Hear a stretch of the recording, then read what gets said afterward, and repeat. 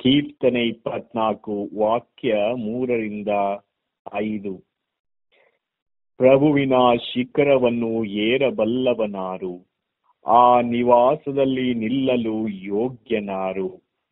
ಅಂಥವನಿರಬೇಕು ಶುದ್ಧ ಹಸ್ತನು, ಸುಮನಸ್ಕನು, ಅನಾಚಾರಕ್ಕೆ ಅಪ್ರಾಮಾಣಿಕತೆಗೆ ಒಲಿಯನವನು. ಲಭಿಸುವುದಾತನಿಗೆ ಶುಭ ಪ್ರಭುವಿನಿಂದ, ನೀತಿಯ ಸತ್ಫಲ ರಕ್ಷಕ ದೇವನಿಂದ.